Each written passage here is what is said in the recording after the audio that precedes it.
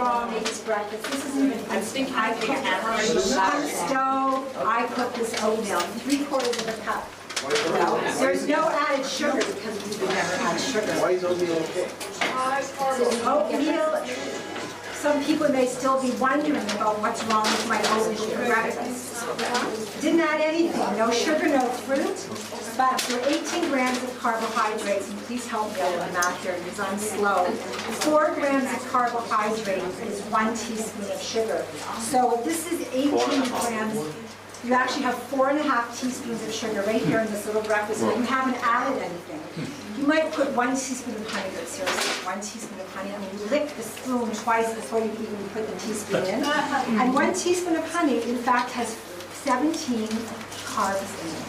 That's 4 teaspoons. So now, math, how many carbs is breakfast? We have the 8 teaspoons of sugar right there. Do you know that the American Heart Association's daily recommendation for intake of sugar is 5 teaspoons of sugar? There's 11 right there. How about that whole bread? Yummy, light bread. What could be bad? Favorite filling inside that? Well, each piece has 12 carbs. 3 teaspoons of sugar right there. Another 3, that's 6. So now we have, who's keeping track? 6 teaspoons, 11, we're up to 17 teaspoons of sugar. That was lunch. What about that bran muffin at 10? Because the oatmeal didn't last very long. That sugar went up. You're hungry, got to have the bran muffin. Really high in carbs. So I think we get the point. And now, as I said, we've taken away all your favorite foods. Don't worry, because the one macronutrient that we are going to raise in the LCHF diet is fat. And what's going to happen when you eat fat? You're going to be really happy because fat tastes delicious. And your blood sugar will stay stable and you will be hungrier for you won't be hungry for a very long time in between meals. Okay, so this is the bread we're not eating. Excuse me, I just want to clean that bread up. We're done with bread. With that bread. That was a Lucille Ball moment.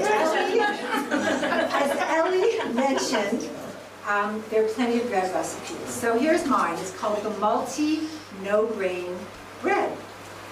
We like to hear those terms. They're comforting. The word grain, multi.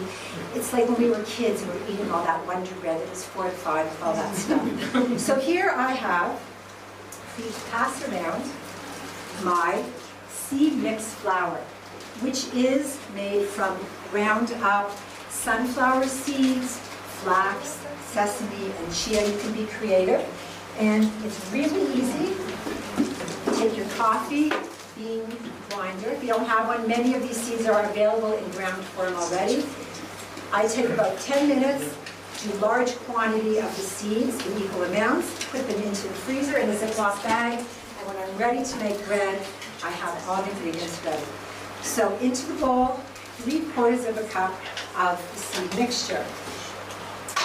Here we have almond flour and coconut flour in these bags if you want to pass them around and smell. The almond flour is a really great fat as well as the coconut flour. Again, 2 slices. Health food stores in Migdal Mayim, La Briouque, Devon. Even Osher Ag was selling almond flour at the time. Yeah. So the almond flour and the coconut flour, full of very, very satiating fat. 2 slices of this bread, you will be very full, especially when you smear some of that cream cheese or butter on it. Okay, so into the bowl goes the almond flour and the coconut flour. 3/4 of a cup of the seed mixture. Right, that one I got. 4 tablespoons each coconut and almond flour. And we're going to just mix that up together, get all the dry ingredients mixed up. Baking powder and salt. You can be creative. Onion powder, za'atar, whatever spices you like. You just try the recipes over and over again until you find the taste that suits you best. Okay, now we're going to mix together the wet ingredients, which is, okay, here's the part that's going to sound scary because eggs, 5 egg whites. I froze the egg yolks, by the way. Martha Stewart has so much to share. 2 whole eggs. You can use coconut oil. I prefer this bread made with olive oil with 2 tablespoons. You stir that up, mix it up. You can do the whole thing in your food processor. I love to use my food processor. It makes things go really quickly. And then you combine those two together. Mix it up really, really, really well. Baking powder?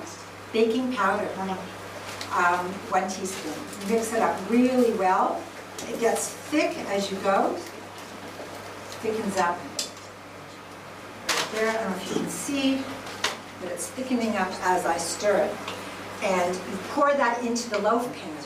It goes into the oven, and isn't it wonderful, 21st century, because all you have to do is bend down, and your bread is ready. Loaf, beautiful loaf, Shelley low-grain, multi-grain bread. Okay, and I just happen to have a basket of pre-cut. Here is the multi-grain. And I made garlic bread. I make croutons, do all kinds of things.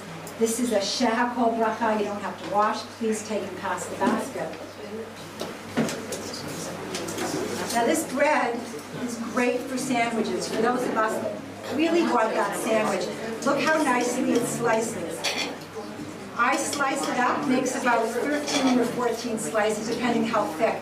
You might get 4 slices out of it, depending on how thick you like the sandwiches. Freeze them. Freeze each slice on a baking sheet individually, and when they're frozen, Ziploc bag, and you've got bread. You can't leave this out for more than a day. It goes moldy really fast. I did learn that the hard way. Especially if you're using seed flours, they tend to go off quickly. So here we have our lovely loaf of bread. Here. Okay, what's for breakfast? What's for breakfast? You've taken away your Cheerios, sorry Shippa, your oatmeal, we've taken away your bagel. It's scary. Brown rice? And we've taken away your brown rice, a lot of carbs in brown rice. The glycemic index goes way up. Quinoa?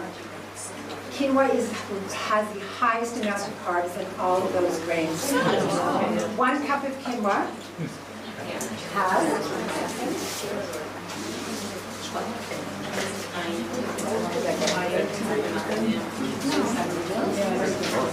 I believe it was 40 grams of carbs, 1 cup of cooked quinoa, 10 teaspoons of sugar.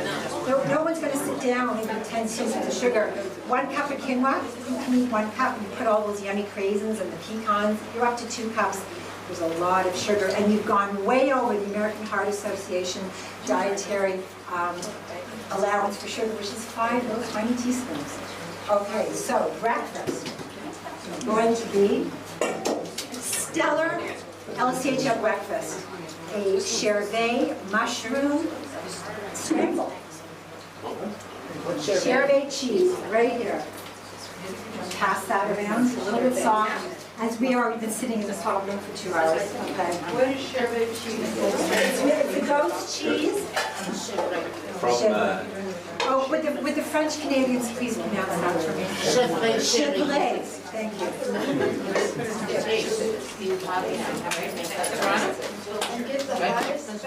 Okay, so here we go. Butter. About 2 tablespoons of pure high-fat butter into the pan it goes.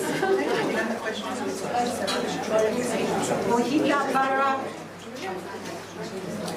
Now, I like green onions in my eggs. You can put whatever you like. And remember, the fat in this, we're not replacing a cup of brown rice with a cup of butter or a cup of sour. You're not doing that. But the amounts that we're adding are enough that are going to replace the calories that you took out of your diet by removing carbohydrates. And this is a very important point. You'll be hungry. If you take out carbs, you're going to be hungry. Now, carbs fill us up in a way that the fat does not. I also like to put in some mushrooms there too. There you go. You have to eat a lot of carbs to get full. The sugar and the carbohydrates doesn't actually register in your brain that you're full in the same way that fat does, as Dr. Singer showed us in his presentation. So you actually have to be full by the amount in order to feel full. When you eat fat, you know when you've had enough. You can't eat anymore. And even if you try to eat more, you will feel, I'm done. Okay. So we're going to heat up that butter there and saute the mushrooms. And in the meantime, I have 2 eggs. Sorry, Dr. Stern, I only took 2 this time. I was afraid to show 4, but you admitted to your 3, so I think okay, we're going to whip up those eggs. Okay, not difficult. Everybody makes eggs. I saw a lady on the news. She was a weight trainer, strength training with weights, and she ate 8 egg whites every morning. I mean, I don't know how she does it. I eat 8 egg yolks before 2 classes, and I don't know how she lives on such a low amount of fat in her diet, but she does. Okay, and here we have spinach. I'm going to put the spinach in at the very end. And my cheese, right here. A little bit of cheese. It's already melting in the cup. Okay, so we're going to saute that up. Soon you'll be able to smell. Should we turn the fan so it will go right now? Starting to come. You're starting to feel it? Smell it? Okay, good. Can you put as much cheese as you want into these? You can put as much as you like. If you put way too much the first time, you'll know. And you'll cut it, but you won't be able to finish. I often make these fantastic breakfasts for my husband, who is somewhere here. There he is. Because, you know, we're used to the quantity. We get scared. It's such a small amount. I'm going to be hungry. So I was making these big breakfasts, and he would eat half and say, I can't finish it. I cannot finish it. And then I didn't have to make it the next day because I put it in the container refrigerator and just, he had it all ready to go. Okay, so here we go. The mushrooms are sizzling nicely. Is the bread still passing around? Yeah, she's a By the way, people who have issues with dairy products, there are a lot of options. There's great fat. We have coconut oil right here, which I very often use for sauteing. I use it in baking. There's coconut cream, coconut liquid, instead of using dairy cream in your coffee. Oh, here we go. Yeah, and coconut, I know you're thinking, wait a minute, coconut is really high in saturated fat. It's going to make me fat and I'm going to get heart disease. You know, there are whole populations in the South Pacific, but the main part of their diet, calories of their diet comes from coconut. There's no heart disease there, there's no diabetes.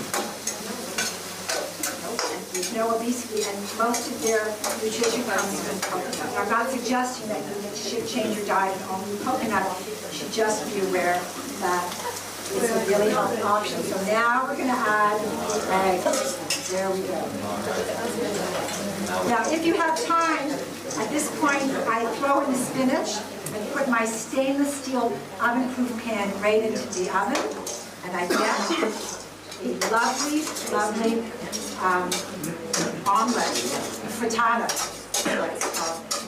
You can, at this point, you can add that cheese you like. Throw in a couple of handfuls of 28% fat cheese. Please read the labels. A lot of them, the cheese out there, in fact, is not 100% cheese. For sure there's preservatives, but there's things like halbone.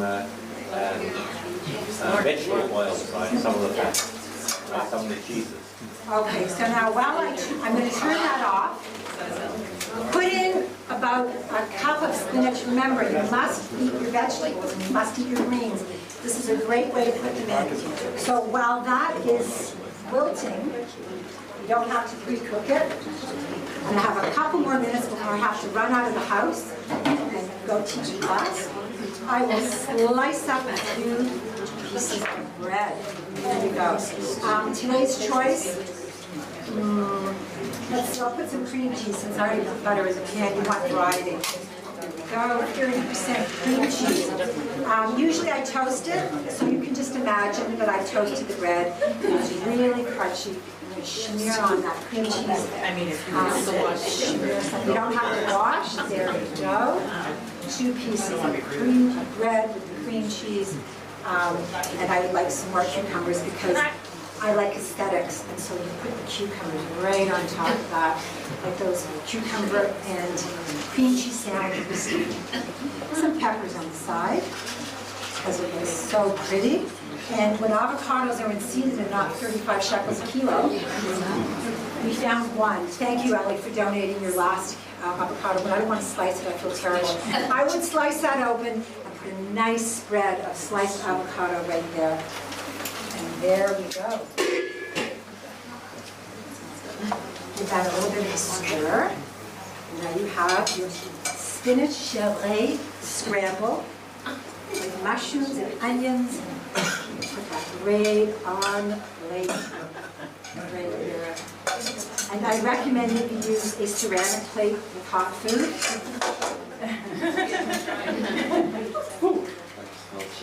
Who's hungry? Breakfast. I promise you, you won't get through both pieces of bread. You may not even eat any of them. Save what's left over, take it with you to work, and have the rest for lunch.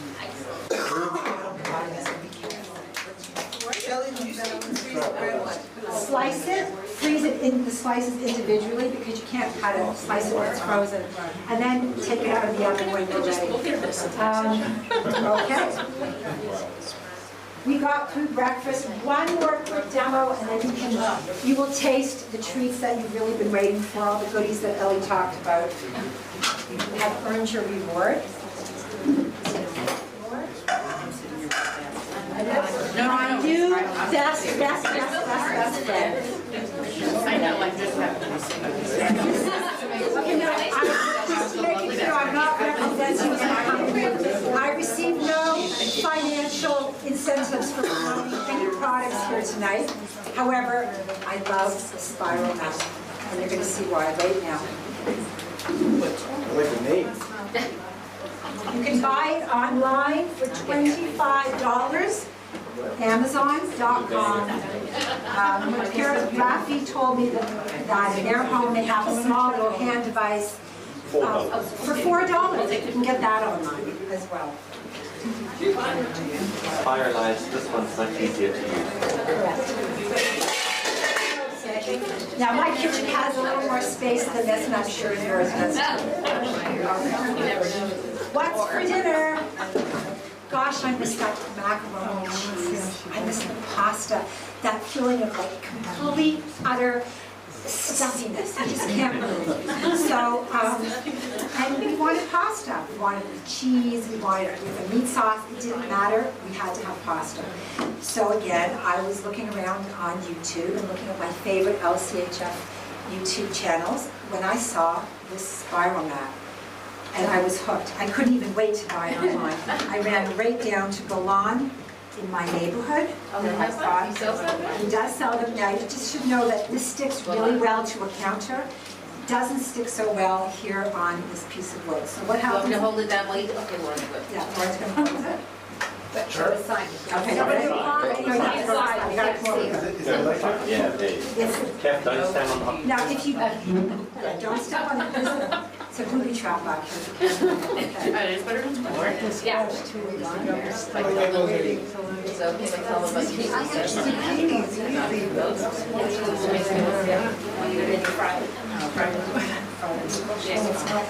Okay, hold on. Push that in. You know what? You start turning the crank. Really, it only takes one person.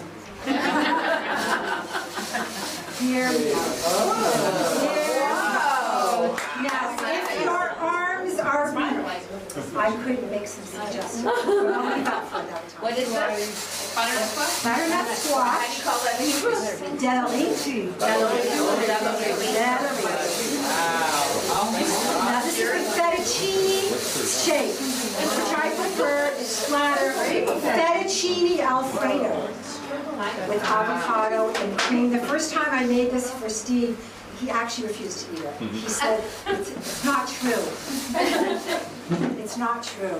And here we have a beautiful mound. You can roast these in the oven. You can saute them in the pan. Make your favorite sauce with those. Okay.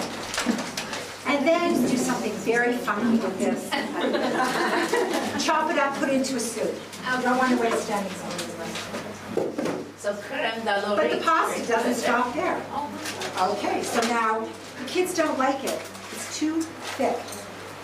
That's not a problem. You just pull out the spaghetti blade right here. And I have to tell you, when I was a kid, my parents took us every summer to the local exhibition where in the food building, there was this very large, tall man, I was about 6 or 7, he seemed quite big to me, who was standing with a platform very similar to this, surrounded by mounds of vegetables and fruit. And he stood with an apron and his little machines, and he was slicing and dicing. And I remember looking up and thinking, I want to do that. And here I am. Okay, so to see the trick here is to cut it nice straight edges. And in goes the zucchini. Thank you, Lauren. Once it's on your counter, you won't need anyone. And now we have spaghetti. What vegetable is that? Zucchini. We make stir fries. We make cut them up. We make orzo salads. There are 1,000,001 recipes. Here you go. If you want to pass that and touch it, it's not going home to use tonight. Okay. Cauliflower rice. Ellie mentioned that she makes pizza out of cauliflower. We make cauliflower rice, cauliflower mashed potatoes. And if it seems a little bit daunting right now, I just want to suggest to you that at this stage in our life, we have created routines and habits that work for us. We know what we shop for. We know the food that we prepare. We know the pantry, what we need to stock it with. So there's no difference in this way of eating whatsoever. You simply change the ingredients a little bit, and you're still making the same dishes.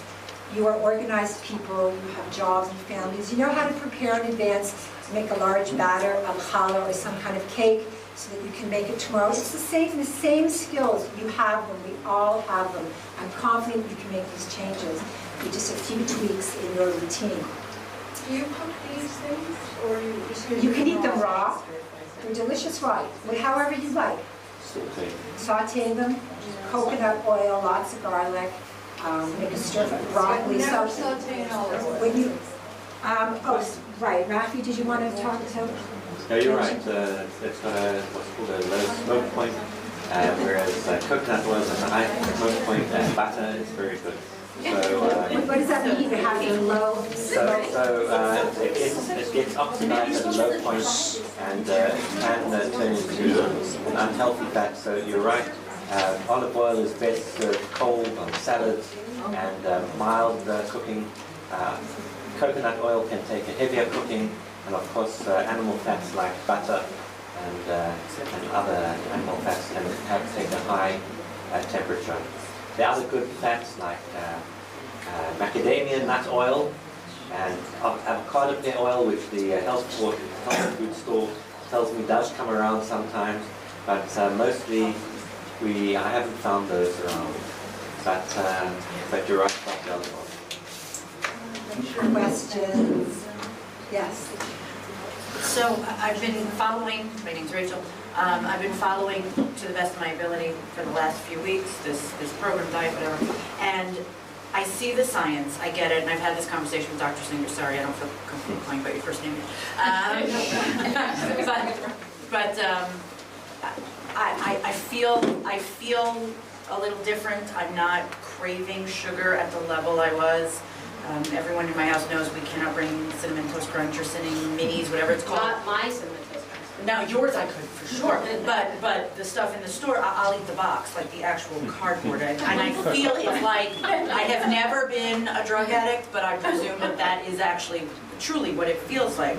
So I believe it, I get it, I get it, and I am a candidate genetically for every cardiovascular, every I didn't hear what it was. thing.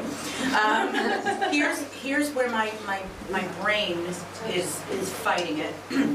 I grew up in the States on Tab and Weight Watchers everything, and low sugar and no fat and low fat and don't have too many eggs because they'll kill you. And so I've raised my kids up until this point on that too. So my fear is that as much as my logical brain says, what's the question? This is it. All of those, magical, wonderful foods that weren't going to make you gain weight, except you ended up eating 12 of them and you did, that was also theoretically based on science. So it's so ingrained in my brain that I'm you don't have to hit me over the head with it. I get it, but there's a part of my brain going, no, it's a fad. That's a very And I good point. feel better, but my brain is still saying, no. Can I just respond? Because I think my son, as a diabetic, is a good example. I see clearly on his glucose meter when he eats a carb. I see clearly. So it has to be the same thing with everyone else. Just as Dr. Singer agreed, the insulin is working in all of us who are non-diabetic, but your body is still going to those heights. I mean, it's not because you have the insulin. So we see it. It's very clear. So the question is, we're not looking at everyone in the country is not obese, right? So some people may have a higher metabolism, but it is clear that blood sugar is not, that having so much sugar in our system is clearly not good for us. Right, so the logical scientific part, again, half of my brain's like, yeah, like, why are you even asking this question? But the other half of me is going, not You're the way right. you grew up. You're right. I mean, it's an emotive response. Those responses are conditioned in us from many, many years of education. So it comes to that first slide that I showed, what if those decisions that we're making are mistaken? What if the education that we've been given over many, many years, and one may call it brainwashing or whatever one else would like to call it, we have to turn it upside down. Of course it sounds unnatural and strange, but the science is backing it up. And the science that came to the original conclusions was flawed. And things are dynamic and knowledge changes and things are going bad, and it's time to correct the world's outlook. And we can only do it bit by bit, meal by meal, and slowly. And it's a process. And you're right. It's a gut feeling that something's not right here. But when you feel better, it's a good start in getting better. I just want to make a tangent to this question.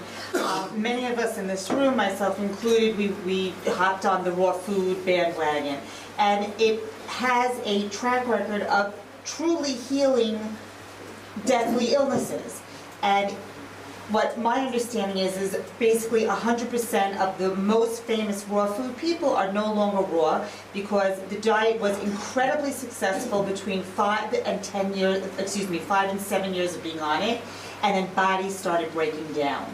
So I'm just curious to know, is there longitudinal studies on this? Because I really believe the raw food diet will heal you.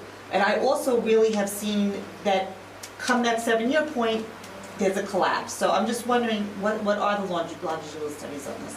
Right. So, I can't quote you the actual studies, but there are people who one can come across who've been on it for 10 years, 13 years, and are still going strong. Doctors who have been recommending it for 13 years and getting success, and they themselves having been on it. I think that a lot of the dietary studies that have been done, like the one that was done in Dimona through Soroka, that was a 4-year study. 4 years is seen to be quite long.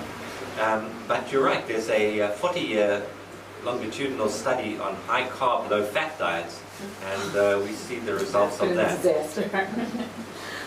So, yeah, I think that, and I think that what Ellie's coming up against is that all her endocrinologists are recommending those high carbs, and she's going against the grain. And when I try to help her and look for research, how do diabetics respond to this low carb, high fat diet, there are only 1 or 2 actual scientific papers that have been well researched and well conducted, because no one's even going in that direction.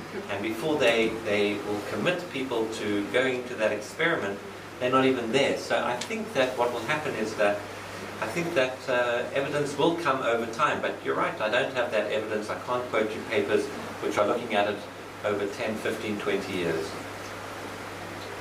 My question is, how does this diet, if you're doing this diet, how can you ensure that you get the right, the terms of the vitamins and minerals that you need? How do you, if grains are the source of vitamin B, in at least how I've been taught traditionally, how can you be sure that you get enough vitamin B, vitamin C, D, calcium, whatever, that kind of stuff? Does it take that into account, or is it just one parameter?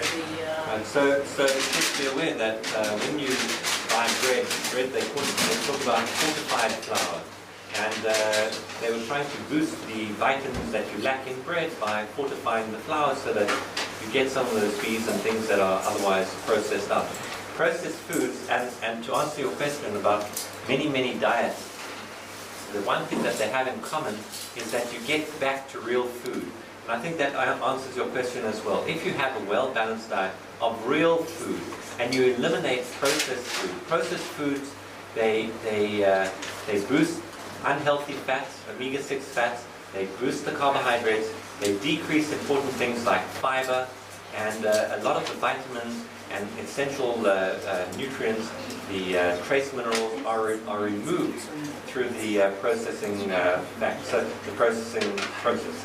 So the important thing of all these diets is to get back to real food and to have single ingredient recipes, single ingredient foods, and not like ketchup as one of your major ingredients or things like that, things that are processed, and move away from processed foods. And over millennia, people were getting a well-balanced diet on things that they could scrounge from the ground above and below. I think the plant food is so full of micronutrients, and that, correct me if I'm not right about this, but part of that 40-year diet plan that we've all been part of, where we came to believe, we're sort of brainwashed that the whole grains has heart healthiness, partly of it. You know, you need to look at ourselves, and is it really true? Because I think with whole foods, you can get grass-fed cows, you know, they're organic, obviously you're better off. But when you start adding real whole food into your diet, removing the carbs, just as, sorry, what's your name? Rachel. Rachel feels really good. And some of the things to answer your question is that a nutritionist from Australia who has gone against the grain, I love saying against the grain, in her profession, and she's treating her patients with an LCHF diet, and she's kind of alone out there. She's taken a lot of flack. And what she said is that the trend she sees is that initially people lose weight really quickly, and then it slows down. But then be patient, because it's not a diet. This is a sustainable way to eat. Just go on with your life and take comfort in the knowledge that the risk factors are going to go down. We're reducing your chances of diabetes and heart disease and obesity tremendously, and the weight will come up. We just have to live our lives with that knowledge. It's not I'm going on a diet, and that's part of that whole conditioning that Dr. Singer spoke about. You're now eating Dr. Singer's famous chocolate mousse. Delicious. And None of my other vegan I was a little nervous when it's in gel of doing a triple back, but Who would think a doctor would be emailing and sending recipes, right? Like, you know, like the child is I'm like plugged into this recipe source, and like I get these beats through my clinic, and I try this recipe. Well, then, doctor, you have a WhatsApp. Besides my grandchildren and my daughter in Vienna, I really don't use it. But I am so busy. Every 5 minutes, Dr. Singer, are you home? I have to come over with my pudding. So, you know, knocks on the door. Is it too sweet? Is it thick? It's very funny, but it's fun. It's working well.